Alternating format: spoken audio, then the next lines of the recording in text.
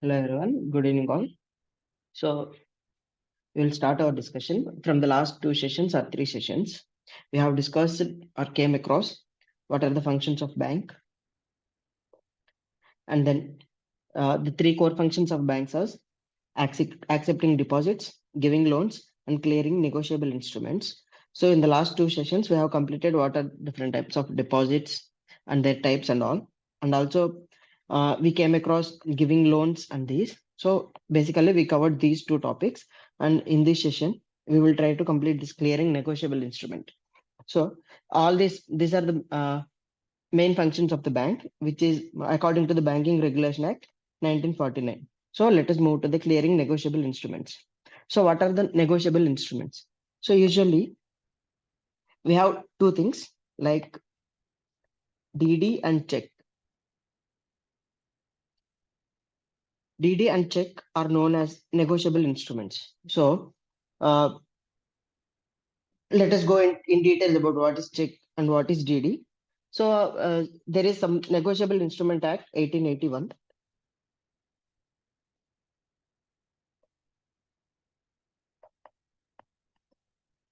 And this act does not define what is an negotiable instrument and what are the types of negotiable instruments. But basically, we have two negotiable instruments which are called as demand draft and check. So let us see check. What is a check? So you all know what is a check, and this check has three parties called as, here there is payee, here is drawer, and here is drawee. So there are three main parties in check: drawer, drawee, and payee. So payee refers to the person who is getting paid.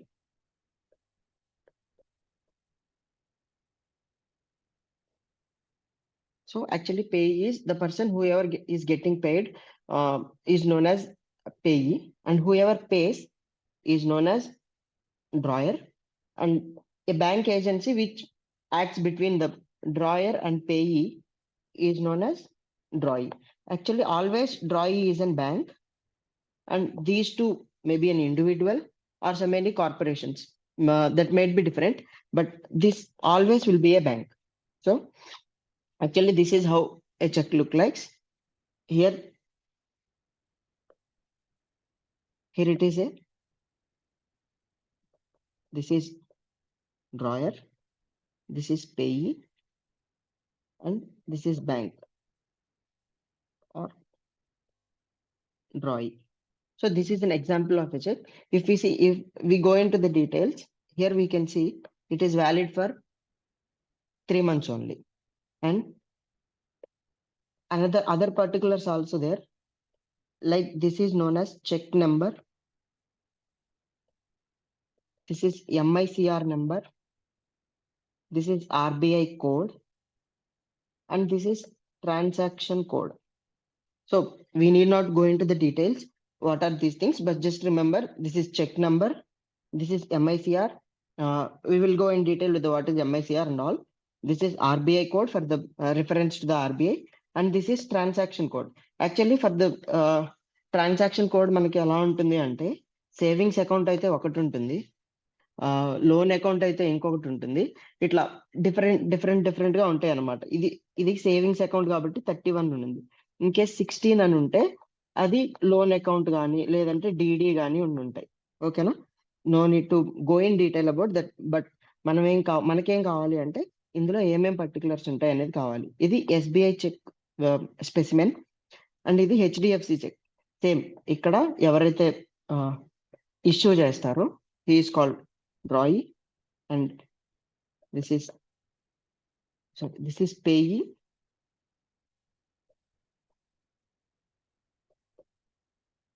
so this is drawer, this is payee, and this is drawee bank. Okay na? So what is check truncation system? Actually గా మనం in detail అసలు check అంటే ఏంటో చూసాం. So మనం in detail వెళ్ళడానికి try చేద్దాం. ఇంతకుముందు మనం మనీ టైప్స్ లో చెప్పుకున్నప్పుడు ఫిడ్యూషరీ మనీ అని చెప్పుకున్నాం, రైట్? ఫిడ్యూషరీ మనీ అంటే ఏంటి అంటే, విచ్ గోస్ ఆన్ ట్రస్ట్ మీద డిపెండ్ అవుతుంది అనమాట. యాక్చువల్ గా 2 పర్సన్స్ మధ్యన ఏదైనా ట్రాన్సాక్షన్ జరిగితే వాళ్ళు ఎలా ఇన్ మనీలో పే చేసుకుంటారు. బట్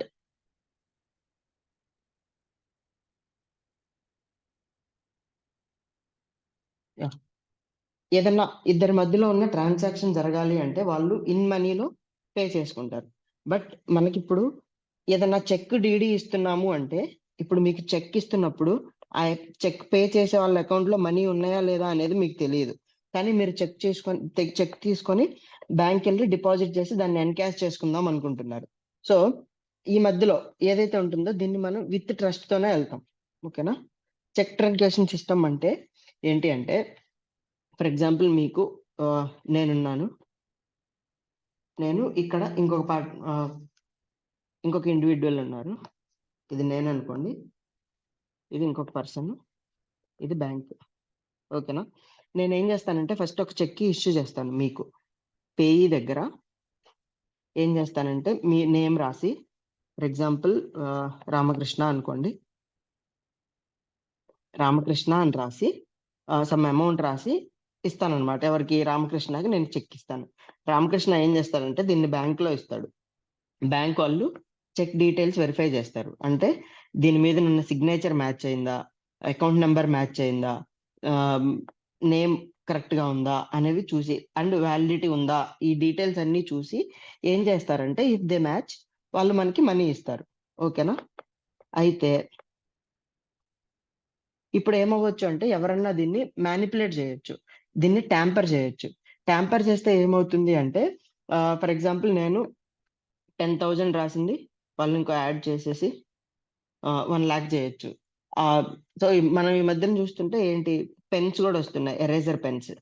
అవి సేమ్ యాజ్ ఇట్ ఈస్ గా రాసి మొత్తం ఎరేజ్ చేసేసి సేమ్ ఎలా ఉందో అలా మళ్ళీ రాసి ఇచ్చినా గానీ వీళ్ళు తీసుకుంటారు అనమాట. సో దీన్ని మనం కంట్రోల్ చేయడానికి సిటిఎస్, చెక్ ట్రంకేషన్ సిస్టమ్ అనే దాన్ని ఒకటి దాన్ని తీసుకొచ్చాం. ఇది చెక్ ట్రంకేషన్ సిస్టమ్ ఎలా వర్క్ అవుతుంది అంటే, ఫస్ట్ నేను ఏం చేస్తానంటే ఒక చెక్ ఇష్యూ చేస్తా. చెక్ ఇష్యూ చేసినప్పుడు దాన్ని ఒక ఫోటో తీసి, ఏదైతే ఇప్పుడు నేను హెచ్డిఎఫ్సి బ్యాంక్ చూపించాను కదా, ఈ హెచ్డిఎఫ్సి బ్యాంక్ లో వీళ్ళ యాప్ లో అప్లోడ్ చేస్తా అన్నమాట. నేను ఫోటో తీసి వీళ్ళ యాప్ లో అప్లోడ్ చేస్తా. ఈ చెక్ నేను ఇంకొకళ్ళకి ఇస్తా. ఇంకొకళ్ళు ఇక్కడ రామకృష్ణ అనుకోండి. ఓకేనా? రామకృష్ణ ఏం చేస్తాడంటే ఈ చెక్ ని తీసుకెళ్లి బ్యాంక్ లో ఇస్తాడు. ఓకేనా? బ్యాంక్ లో ఇచ్చినప్పుడు బ్యాంక్ వాళ్ళు తీసుకొని ఈ చెక్ మీద ఉన్న పర్టికులర్స్ చెక్ చేస్తారు. సిగ్నేచర్ మ్యాచ్ అయిందా, ఇలా అన్ని చెక్ చేసినాక ఏం చేస్తారంటే, ఆల్రెడీ నేను దీన్ని వీళ్ళ యాప్ లో అప్లోడ్ చేశా. ఇక్కడ అప్లోడ్ అయిన ఇమేజ్, ఇతను ఇచ్చిన ఇమేజ్ సేమ్ ఉన్నాయా లేదా అని చూస్తారు. ఓకేనా?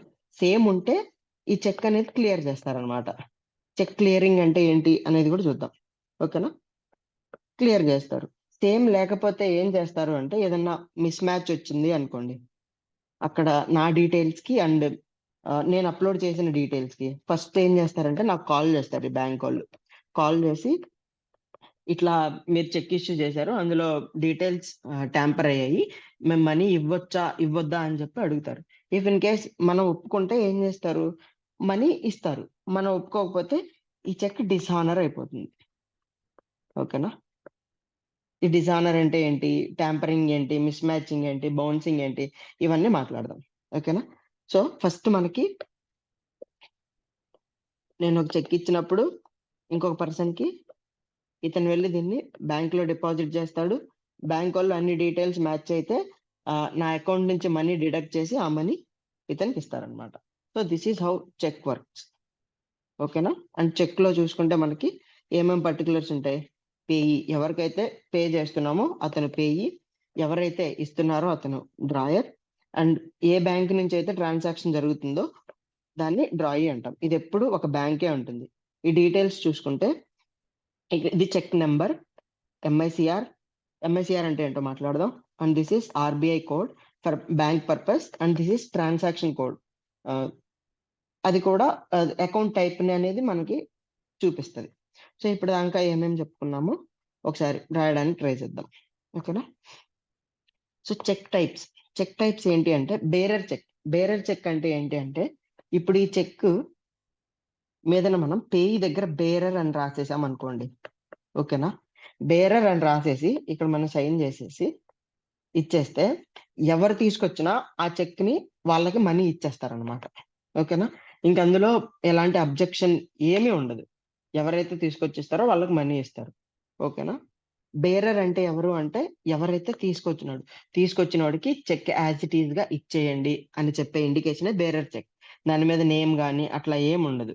ఓకేనా? క్రాస్డ్ చెక్ అంటే మన దగ్గర ఆల్రెడీ ఈ చెక్ ఉంది కదా, దీన్ని ఇక్కడ ఇలా క్రాస్ చేస్తాం. ఓకేనా? ఇలా క్రాస్ చేస్తే లేదంటే ఇక్కడే అకౌంట్ పేయి అని రాస్తాం. ఓకేనా? అకౌంట్ పేయి అని రాసిన లేదంటే క్రాస్ చేసిన దీని అర్థం ఏంటి అంటే ఎవరైతే మనం ఇక్కడ పేరు రాస్తామో, ఫర్ ఎగ్జాంపుల్ రామకృష్ణ అని రాసాం అనుకోండి. రామకృష్ణ రాసిన అతనికి వీళ్ళు మనీ ఆన్ హ్యాండ్ ఇవ్వరు, వాళ్ళ అకౌంట్ కి వేస్తారనమాట. ఓకేనా? క్రాస్డ్ చెక్ లో money will be paid to their account. So వాళ్ళకి ఇవ్వరు, ఎవరైతే తీసుకొచ్చి ఇస్తారో వాళ్ళకి ఇవ్వరు, వాళ్ళ అకౌంట్. దీంతో మనం ఏం చేయాలి అంటే ఇంకో డిపాజిట్ ఫామ్ తీసుకొని మన డీటెయిల్స్ ఫిల్ చేస్తే దానికి ఇస్తారు. బేరర్ అంటే హూ ఎవర్ బ్రింగ్స్, ఎవరు తీసుకొస్తే వాళ్ళకి చెక్ ఇచ్చేస్తారు. సో స్టేల్ చెక్ అంటే ఏంటి అంటే మనం ఇందాక ఇక్కడ చూసినప్పుడు చెక్ మీదన వ్యాలిడిటీ ఎంత ఉంది అంటే 3 months అని ఉంది, రైట్? 3 months వ్యాలిడిటీ ఉంది. మనం చెక్ ఇష్యూ చేసినాక 3 months లోపు దాన్ని మనం ఎన్కాష్ చేసుకోకపోతే అదేమవుతుందంటే స్టేల్ చెక్ అయిపోతుంది. ఓకేనా? వ్యాలిడిటీ ఎక్స్పైర్ అయితే, వ్యాలిడిటీ ఎక్స్పైర్డ్ చెక్స్ ని స్టేల్ చెక్ అని అంటాం. ఓకే? యాంటీ డేటెడ్ చెక్ అంటే ఏంటి, పోస్ట్ డేటెడ్ చెక్ అంటే ఏంటి, వీటి నేమ్స్ లోనే మనకు అర్థం అవుతుంది. ఫర్ ఎగ్జాంపుల్ ఈ రోజు డేట్ వచ్చేసరికి 25/12/23. ఒకవేళ నా చెక్ మీదన నేను 28/12/23 అని రాస్తే ఇది ఏమవుతుంది అంటే పోస్ట్ డేటెడ్ చెక్ అవుతుంది. యాంటీ డేటెడ్ చెక్ అంటే ఏంటి అంటే ఈ రోజు 25 డేట్, నేను చెక్ మీదన 20/12/23 అని రాశాను అనుకోండి, ఇది పోస్ట్ డేటెడ్, ఇది యాంటీ డేటెడ్. ఇవి ఎందుకు ఇస్తారు ఏంటి అనేది మనం ఇన్ డీటెయిల్ అవసరం లేదు. కాకపోతే ఎందుకు అంటే ఫర్ ఎగ్జాంపుల్ ఏదైనా కంపెనీస్ వల్ల మనకి ఫ్యూచర్ ట్రాన్సాక్షన్స్ ఉంటాయి, ఆప్షన్స్ ట్రాన్సాక్షన్స్ ఉంటాయి. ఆప్షన్స్ ఫీచర్స్ అన్నప్పుడు మన అగ్రిమెంట్ ఆ రోజుకి అవుతుంది, ఆ రోజు దాకా వీళ్ళు దీన్ని విత్డ్రా చేయొద్దు అనుకుంటే మనం పోస్ట్ డేటెడ్ చెక్ ఇస్తాం అనమాట. ఫర్ ఎగ్జాంపుల్ మన ఇద్దరు అగ్రిమెంట్ లోని మన అగ్రిమెంట్ 30th కి క్లోజ్ అవుతుంది, 28th కి క్లోజ్ అవుతుంది అనుకోండి. నేను 28/12 అని రాస్తే ఆ రోజు దాకా మీరు మనీ తీసుకోవడానికి పాసిబుల్ ఉండదు. So that is called post dated cheque. Ante dated అంటే ముందేసింది, జస్ట్ ఓల్డ్ మనకి అర్థమైతే చాలు.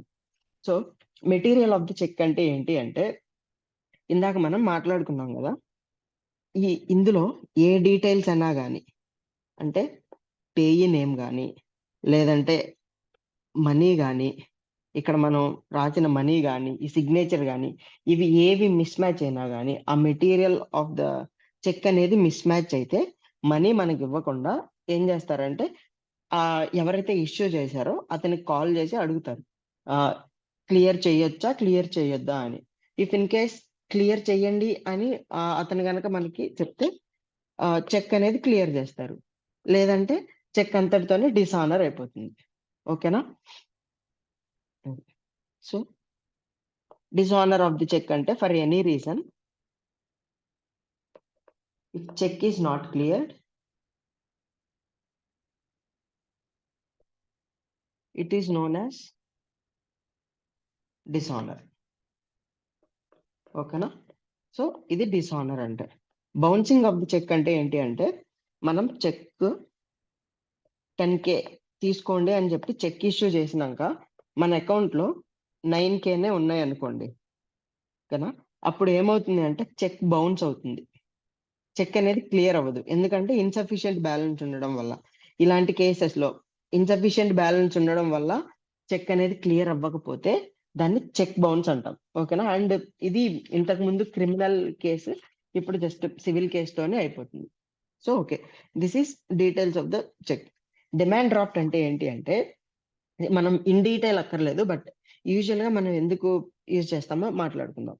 సో డిమాండ్ డ్రాఫ్ట్ అంటే ఏంటి అంటే, ఏదన్నా మీరు ఎగ్జాంపుల్ చెప్తున్నాను, జాబ్ అప్లికేషన్ ఏదన్నా పెట్టినప్పుడు ఇంతకు ముందు, ఇప్పుడంటే అన్ని ఆన్లైన్ వచ్చేసాయి కాబట్టి ఓకే, ఇంతకు ముందు డిమాండ్ డ్రాఫ్ట్ లేదంటే కాలేజ్ ఫీజు కట్టాలి అన్నప్పుడు డిమాండ్ డ్రాఫ్ట్ లో మనకి పే చేసి తీసుకొచ్చి మన వాళ్ళు. సో డిమాండ్ డ్రాఫ్ట్ లో మనం ఏం చేస్తామంటే, ఎవరికైతే పే చేయాలో పే వాళ్ళ నేమ్ రాసి మన డీటెయిల్స్ ఇచ్చి బ్యాంక్ లో మనం డిపాజిట్ చేస్తే మనకి ఏం చేస్తారంటే ఇట్లాంటి ఒక ఫామ్ ఇస్తారు. అంటే ఐ మీన్ ఒక డీడీ మనకి తీసి ఇస్తారు. అది ఎలా ఉంటుంది అంటే, ఇలా ఒక డీడీ ఉంటుంది, దీని మీద వాళ్ళ నేమ్ ఉంటది. ఇది మనం బ్యాంక్ లో ఐ మీన్ కాలేజ్ లో సబ్మిట్ చేస్తే కాలేజ్ వాళ్ళు మళ్ళీ ఏదైనా బ్యాంక్ కి ఇస్తారు. ఆ బ్యాంక్ ఇచ్చినప్పుడు ఈ బ్యాంక్ ఏం చేస్తుంది అంటే సేమ్ అదే నేమ్ తో ఉన్న అకౌంట్ లోకి మనీ ట్రాన్స్ఫర్ చేస్తుంది. ఓకేనా? సో చెక్ లో ఏముంటుంది అంటే ఇండివిజువల్ మన అకౌంట్ నుంచి డిడక్ట్ చేయండి అని ఇస్తున్నాం. కానీ డిమాండ్ డ్రాఫ్ట్ లో ఏంటి అంటే మనం ముందే బ్యాంక్ కి పే చేస్తాం. ఆ మనీ అంతా పే చేసి ఎప్పుడైతే ఈ డిమాండ్ డ్రాఫ్ట్ తీసుకొచ్చి బ్యాంక్ లో ఇస్తారో అప్పుడు వాళ్ళకి ఆ మనీ అనేది రిలీజ్ చేస్తారనమాట. సో ఇది డిమాండ్ డ్రాఫ్ట్ యొక్క స్పెసిమెన్. దీని మీద కూడా సేమ్ పేయి, ఎవరైతే పేయి ఉంటారో వాళ్ళ నేమ్ ఉంటుంది, పే చేస్తున్న వాళ్ళ సైన్ ఉంటుంది, బ్యాంక్ ఉంటుంది. ఓకేనా? అండ్ సేమ్ ఈ డీటెయిల్స్ కూడా, ఇది డిడి నంబరు, ఇదేమో ఎంఐసిఆర్ కోడ్, ఇదేమో ఆర్బిఐ కోడ్, ఇదేమో ట్రాన్సాక్షన్ కోడ్. ఇందాక చెప్పాను కదా 16 అని ఉంటే లోన్ అకౌంట్ అని, అట్లా. అండ్ ఈ డీటెయిల్స్ ఇవన్నీ సేమ్ ఉంటాయి. సో అలానే కాకుండా మనం డీడీ ఎట్లా యూజ్ చేయొచ్చు అంటే, ఫర్ ఎగ్జాంపుల్ నేనేం చేస్తున్నానంటే ఇక్కడ నుంచి ఢిల్లీ వెళ్తున్నా అనుకుందాం. ఓకేనా? నేను ఢిల్లీ వెళ్తున్నా, సంథింగ్ ఏదో కోచింగ్ ఇన్స్టిట్యూట్ లో జాయిన్ అవుదామని. నాతోనే ఒక 5-6 lakhs మనీ నేను క్యారీ చేసుకొని వెళ్ళాలి. ఓకేనా? ఇప్పుడంటే బ్యాంక్ అకౌంట్ లో వేసుకొని దట్స్ ఓకే.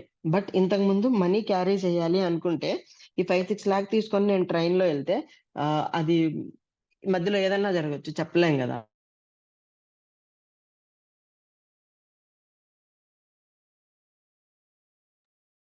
సారీ. అందుకని మనం ఏం చేస్తామంటే ఈ 5-6 lakhs ని తీసుకెళ్ళి బ్యాంక్ లో, ఫర్ ఎగ్జాంపుల్ ఎస్బీఐ విజయవాడలో డిపాజిట్ చేస్తాం. ఎస్బీఐ విజయవాడలో డిపాజిట్ చేసి పేయి ఎవరి పేరు రాస్తామంటే మన పేరే రాసుకుంటాం. ఓకేనా?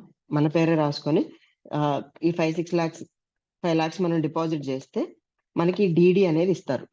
దీన్ని మనం ఢిల్లీ వెళ్ళినాక సేమ్ ఎస్బీఐ లో తీసుకెళ్ళి ఈ డిమాండ్ డ్రాఫ్ట్ మనకి ఇస్తే మనం అక్కడ చూపిస్తే గన వాళ్ళు ఏం చేస్తారంటే మనం ఇక్కడ ఏదైతే డిపాజిట్ చేసిన మనీ ఉందో దీన్ని మళ్ళీ మనకి ఢిల్లీలో ఇస్తారన్నమాట. So this is one of the safest method ఇంతకు ముందు రోజుల్లో. బట్ ఇప్పుడు అంతా అకౌంట్ ఎక్కడన్నా ట్రాన్సాక్ట్ చేయొచ్చు, ఏదన్నా చేయొచ్చు కాబట్టి సో ఇప్పుడు ఎట్లాంటి వర్రీస్ అవసరం లేదు. సో ఈ రెండింటిని మనం చెక్ అండ్ డీడీని నెగోషియబుల్ ఇన్స్ట్రుమెంట్స్ అంటాం. సో అప్ టు నౌ మనం ఏం చేసామంటే యాక్సెప్టింగ్ డిపాజిట్స్ ఏంటి, టైప్స్ ఏంటి అనేది మొత్తం కంప్లీట్ చేసాం. దెన్ లోన్స్, ఈ ఫంక్షన్ లోన్ అంటే ఏంటి, అసెట్ టైప్స్ అంటే ఏంటి, ఇలా మొత్తం అసెట్ గురించి మొత్తం loans, assets, loan types, asset types మొత్తం ఈ ఫంక్షన్ లో చూసాం. అండ్ నెగోషియబుల్ ఇన్స్ట్రుమెంట్స్ అంటే ఏంటి, అందులో టైప్స్ ఏంటి, చెక్, డీడీ, ఆ రెండింటి గురించి మాట్లాడుకున్నాం. ఓకేనా? అండ్ మనం ముందుకెళ్తే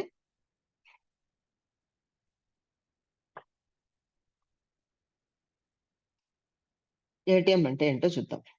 సో మనం అందరం ఏటీఎం యూజ్ చేస్తాం కదా. ఏటీఎం ఎట్లా వర్క్ అవుతుంది అంటే, for example this is ATM. So ఇది ఏటీఎం.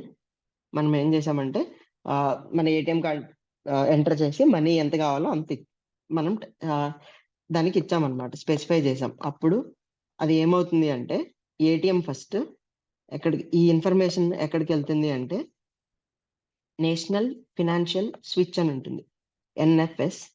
ఇది ఆర్బిఐ మెయింటైన్ చేస్తుంది. ఓకేనా? ఏటీఎం నుంచి డీటెయిల్ ఎన్ఎఫ్ఎస్కి వెళ్తుంది. నేషనల్ ఫినాన్షియల్ స్విచ్ లో అన్ని బ్యాంక్స్ ఇక్కడ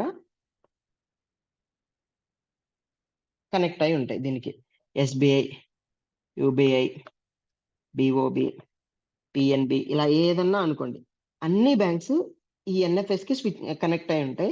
మనం ఎప్పుడైతే రిక్వెస్ట్ పెడతామో, ఫర్ ఎగ్జాంపుల్ నాది ఎస్బీఐ కార్డు, నేను ఏం చేశానంటే వచ్చి ఎస్బీఐ ఏటీఎంలో నాకు మనీ కావాలి అని చెప్పి నేను రిక్వెస్ట్ చేసినప్పుడు ఈ రిక్వెస్ట్ ఫస్ట్ ఎన్ఎఫ్ఎస్కి వెళ్తుంది.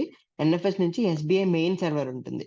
ఓకేనా, ఎస్బీఐ మెయిన్ సర్వర్ లో మన అకౌంట్ డీటెయిల్స్ ఉంటాయి. ఫర్ ఎగ్జాంపుల్ నేను ఒక 5K విత్డ్రా చేయాలి అనుకుంటే నా అకౌంట్ లో 10K ఉంటే ఇది రిక్వెస్ట్ పంపుతుంది అనమాట. ఈ అకౌంట్ నెంబర్ నుంచి 5K రిక్వెస్ట్ చేస్తున్నారు, అది క్లియర్ అవుతుందా అని అడుగుతుంది. ఇఫ్ ఇన్ కేస్ నా దాంట్లో అంతకంటే ఎక్కువ అమౌంట్ ఉంటే ఇది ఓకే అని మనకి ఇస్తుంది. ఇక్కడ నుంచి ఇన్ఫర్మేషన్ దీనికి వస్తుంది. ఇది ఏటీఎం తీసుకొని మన అకౌంట్ లో నుంచి 5K డిడక్ట్ అయ్యి ఎస్బీఐ అకౌంట్ కి, వాళ్ళ అకౌంట్ క్రెడిట్ అయ్యి మనకి 5K అనేవి విత్డ్రా అవుతాయి. ఓకేనా, ఇది ఒక ఏటీఎం అనేది వర్క్ అయ్యే ప్రొసీజర్. బట్ నాది ఎస్బీఐ అకౌంట్, నేను ప్రతిసారి వెళ్ళి ఎస్బీఐ లోనే విత్డ్రా చెయ్యను కదా. ఒకసారి ఏం చేస్తానంటే యూనియన్ బ్యాంక్ లోకి వెళ్ళి తీస్తామని. యూనియన్ బ్యాంక్ కూడా సేమ్, ఇప్పుడు నాది ఎస్బీఐ కార్డు, నేను వెళ్ళి ఏం చేస్తానంటే యూనియన్ బ్యాంక్ దాంట్లో ఇన్సర్ట్ చేసినాక ఈ union bank national financial switch connect అవుతుంది. ఫస్ట్ ఇక్కడికి వెళ్తుంది. ఇక్కడికి వెళ్ళిన తర్వాత ఇందులో డీటెయిల్స్ ఉంటాయి, మనం ఏ బ్యాంక్ నుంచి రిక్వెస్ట్ వస్తుంది అని. వాళ్ళు ఎస్బీఐ అని చూసుకున్నాక ఎస్బీఐకి ఇన్ఫర్మేషన్ వెళ్తుంది, ఇతను 5K విత్డ్రా చేయాలనుకుంటున్నాడు, చేయొచ్చా లేదా అని. మన దాంట్లో 5K కంటే ఎక్కువ ఉంటే ఎస్ అని సిగ్నల్ వస్తుంది. అక్కడి నుంచి మనం ఇక్కడ ఇన్ఫర్మేషన్ వస్తుంది, మనీ అనేది విత్డ్రా చేసుకోవచ్చు. అండ్ ఈ రెండు బ్యాంక్స్, ఇదే కాకుండా మనం ఇప్పుడు ఏం చేస్తామంటే కొన్ని ఎన్బిఎఫ్సిలు మనకి ఏం చేస్తాయంటే ఏటీఎం అనేది విత్డ్రా చేసుకోవడానికి ఆప్షన్ ఇస్తాయి. ఫర్ ఎగ్జాంపుల్ మీరు టాటా ఇండికామ్ అని చూసుంటారు, ఎక్కడన్నా ఈ బస్ స్టాండ్ లో, రైల్వే స్టేషన్ లో ఉంటాయి. ఇవి కూడా సేమ్, మనం వెళ్ళి ఎస్బీఐ కార్డు పెడతాం, ఇది ఏం చేస్తుందంటే దీన్ని ఇన్ఫర్మేషన్ అడుగుతుంది, ఇది ఇక్కడ నుంచి వెళ్ళి ఎస్బీఐ నుంచి ఇన్ఫర్మేషన్ తీసుకొచ్చి దీనికి ఇస్తుంది, మనీ అనేది విత్డ్రా అవుతాయి. ఫస్ట్ కేసులో మనం ఏం చేసామంటే మన అకౌంట్ లో 5K విత్డ్రా అయ్యి ఎస్బీఐ అకౌంట్ కి పడిపోయినాక మనకి ఇక్కడ 5K వస్తాయని చెప్తాం. సెకండ్ కేసులో ఏమవుతుంది అంటే మన ఎస్బీఐ అకౌంట్ లో 5K విత్డ్రా అయిపోయి ఇది ఎవరు మెయింటైన్ చేస్తున్నారు, యూనియన్ బ్యాంక్ మెయింటైన్ చేస్తుంది. కాబట్టి ఇందులో నుంచి ఈ 5K యూనియన్ బ్యాంక్ అకౌంట్ లోకి వెళ్ళిపోయి ఇక్కడ మనకు 5K వచ్చేస్తాయి. సేమ్ ఇక్కడ టాటా ఇండికామ్ చేస్తుంది కాబట్టి మన దగ్గర నుంచి 5K కట్ అయ్యి టాటా ఇండికామ్ వాళ్ళ అకౌంట్ దీనికి అది కూడా కనెక్ట్ అయి ఉంటుంది. ఓకేనా, ఇక్కడే కనెక్ట్ అయి ఉంటుంది. మనీ అనేది వాళ్ళకి వెళ్ళిపోయి ఇక్కడ నుంచి మనీ అనేది మనకి ఎవరైతే ఎండ్ యూజర్ ఉన్నారో వాళ్ళకి వచ్చేస్తుంది. So this is how an ATM works. ఓకేనా, we will go further. Types of ATMs చూద్దాం. మనం ఏదైనా ఎకానమీ నేర్చుకోవాలి అంటే we have to go with word association. Word ఏం చెప్తుంది అనేది నేర్చుకుంటే చాలు. ఆన్ సైట్ ఏటీఎం అన్నాం. ఆన్ సైట్ అంటే ఏంటి?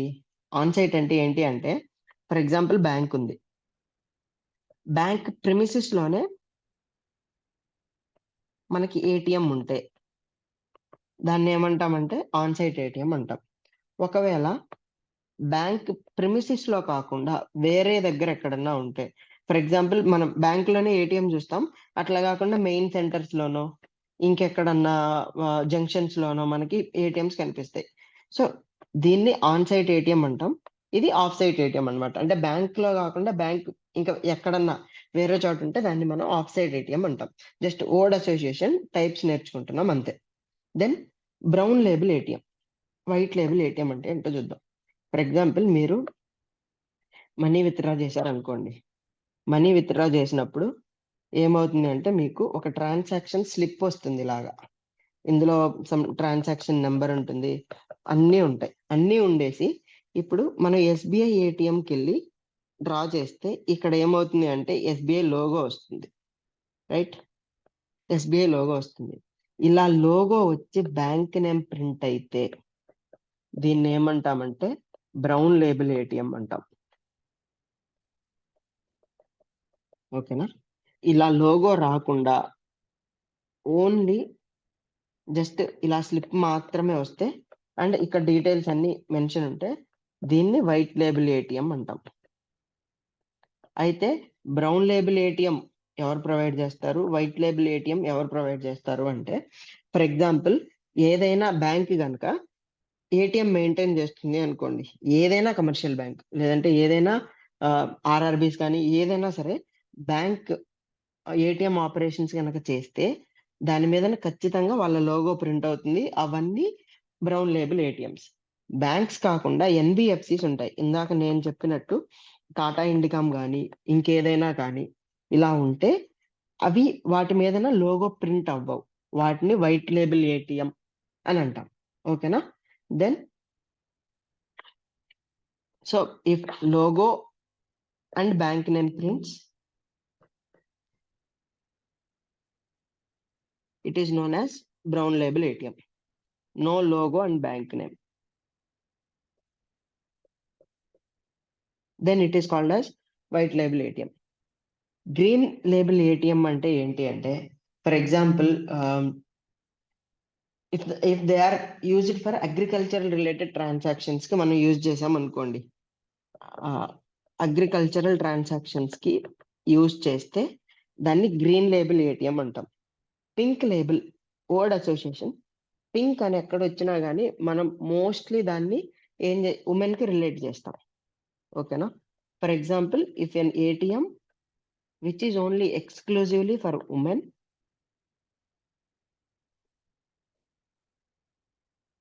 and it is maintained by women. ఓకేనా? ఇలా ఉంటే దాన్ని మనం ఏమంటామంటే పింక్ లేబుల్ ఏటీఎం అని అంటాం. పింక్ అని వర్డ్ వస్తే మోస్ట్లీ దాన్ని ఉమెన్ కి రిలేట్ చేయండి.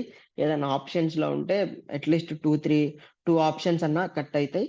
సో మనకు 2 ఆప్షన్ మిగులుతుంది, అందులో నుంచి ఒక ఆప్షన్ చూస్ చేసుకోవచ్చు.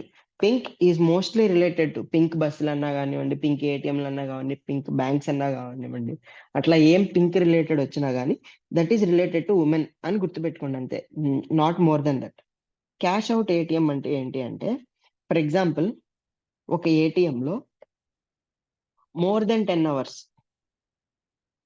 మనీ లేకుండా ఉంది అనుకుంటే, సో నో క్యాష్ అని బోర్డు పెడితే మోర్ దెన్ 10 hours దాన్ని మనం ఏమంటామంటే క్యాష్ అవుట్ ఏటీఎం అని అంటాం. ఓకేనా?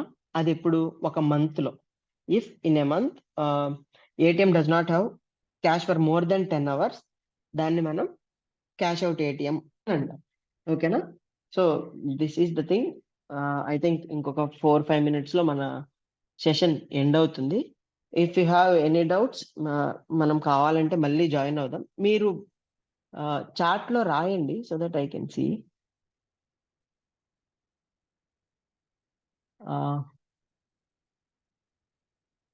ఇంకేదన్నా డౌట్స్ ఉంటే చాట్ లో రాయండి, we will try to see. లేదంటే మళ్ళీ వి విల్ జాయిన్ అగైన్. ఓకేనా? సో ఇప్పుడు దానికి ఏం చెప్పాము, నెక్స్ట్ మనం ట్రెండ్స్ ఇన్ బ్యాంకింగ్ స్టార్ట్ చేయాలి. ఇవి Islamic banking, green channel banking, shadow banking, wholesale banking, retail banking, universal banking, ఇవన్నీ లైక్ అదొక ఇంకొక సబ్ టాపిక్ లాగా తీసుకుందాం. ఇప్పుడు డిస్కస్ చేద్దాం, నెక్స్ట్ సెషన్ లో డిస్కస్ చేద్దాం. సో ఈ సెషన్ లో ఏమేమి మాట్లాడుకున్నామో ఒకసారి రివైజ్ చేసుకుందాం. So we started with clearing negotiable instruments. Negotiable instruments అంటే ఏంటో మాట్లాడుకున్నాం. Cheque and DD, they both are known as negotiable instruments according to, so ఈ మెయిన్ ఫంక్షన్స్ అనేవి according to banking act 1949. But ఈ నెగోషియబుల్ ఇన్స్ట్రుమెంట్స్ అనేవి మాత్రం negotiable instrument act 1881. And ఇందులో మనకి మెన్షన్ చేయలేదు నెగోషియబుల్ ఇన్స్ట్రుమెంట్ అంటే ఏంటి అనేది మెన్షన్ చేయలేదు. బట్ యూజువల్ గా cheque and DD are known as negotiable instruments. Okay? Then cheque అంటే ఏంటో చూసాం. చెక్ లో 3 parties మెయిన్ ఉంటాయి, డ్రాయర్, డ్రాయి అండ్ పేయి. ఎవరికైతే మనం పే చేస్తున్నామో లేదంటే ఎవరైతే మనీ ఎన్కాష్ చేస్తున్నారో అతన్ని పేయి అని అంటాం. ఎవరైతే ఇష్యూ చేస్తున్నారో డ్రాయర్. ఏ బ్యాంక్ అయితే వీళ్ళిద్దరి మధ్యలో ఇంటర్మీడియట్ గా ఉందో, banks are also known as financial intermediaries. ఇది మనం లాస్ట్ సెషన్ లో చూసాం. ఈ ఇద్దరిని ఏదైతే జాయిన్ చేస్తుందో అది bank, that is డ్రాయి. So different types of checks చూసాం ఇందులో. ఇది ఇది ఇది మనం మాట్లాడాం. ఎంఐసిఆర్ అంటే చెప్పలేదు, అయినో చెప్తాను. ఎంఐసిఆర్ అంటే ఏం లేదు, యాక్చువల్ గా మ్యాగ్నెటిక్ ఇంక్ క్యారెక్టర్ రికగ్నిషన్. సో అగైన్ చూద్దాం, ఎంఐసిఆర్ మ్యాగ్నెటిక్ ఇంక్ క్యారెక్టర్ రికగ్నిషన్. క్యారెక్టర్ రికగ్నిషన్ అంటే తెలుసు కదా, మనం దీన్ని ఎక్స్పాండ్ చేద్దాం. క్యారెక్టర్ రికగ్నిషన్ అంటే ఏదైతే క్యారెక్టర్ ఉందో దాన్ని కంప్యూటర్ డిటెక్ట్ చేయాలన్నమాట. That is called character recognition. MI అంటే మ్యాగ్నెటిక్ ఇంక్. ఓకే? సో మ్యాగ్నెటిక్ ఇంక్ తో రాసిన దాన్ని, ఆ క్యారెక్టర్స్ ని రికగ్నైజ్ చేస్తే ఎంఐసిఆర్, అది చెక్స్ మీద ఉంటుంది. ఇది ఎంఐసిఆర్, ఇక్కడ చూసాం కదా. ఇది దీంట్లో ఫస్ట్ 3 డిజిట్స్ ఏమో ఉంటాయి. We will discuss. మొత్తం 9 డిజిట్స్ ఉంటాయి.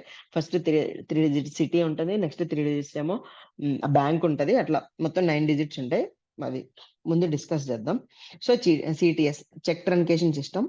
చెక్ ట్రంకేషన్ సిస్టమ్ లో మనం ఏం చేస్తామంటే, మనం ఇష్యూ చేయకముందే ఒక ఫోటో తీసి యాప్ లో అప్లోడ్ చేస్తాం అండ్ ఇతనికి ఇస్తాం అనమాట. ఇతను వెళ్ళి బ్యాంక్ లో ఇచ్చినప్పుడు బ్యాంక్ వాళ్ళు ఇక్కడ ఇన్స్టాల్ అయిన అదే మీన్ మన యాప్ లో క్యాప్చర్ చేసిన ఫోటో యాజ్ ఇట్ ఈస్ ఉందా లేదా అనేది చెక్ చేస్తారు. ఇఫ్ ఆ రెండు మ్యాచ్ అయితే మనకి ఏం చేస్తారంటే చెక్ పాస్ చేస్తారు, లేదంటే చెక్ పాస్ చేయరు.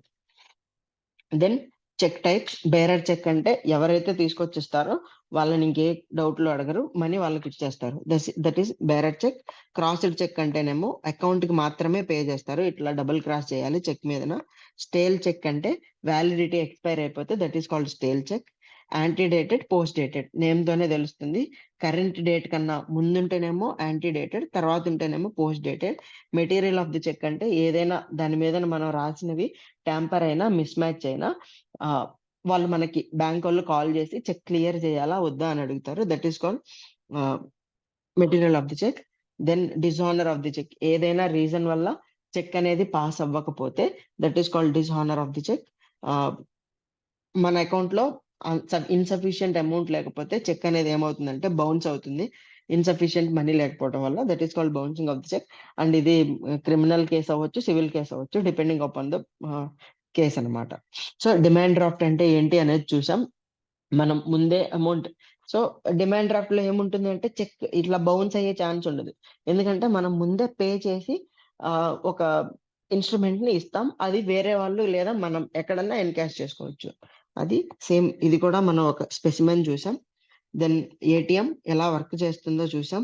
ఎలా ఇది నేషనల్ ఫినాన్షియల్ స్విచ్ కి కనెక్ట్ అయి ఉంటుంది.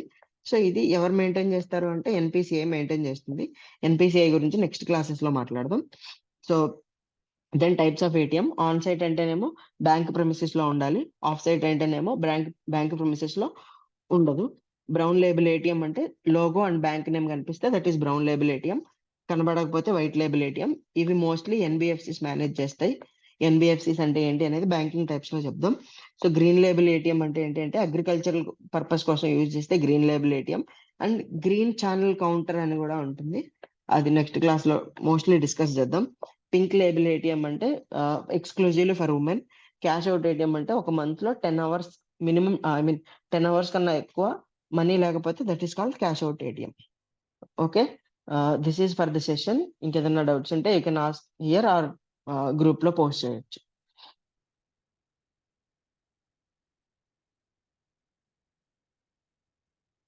ఆర్ కామెంట్ అన్నా పెట్టొచ్చు, యువర్ విష్.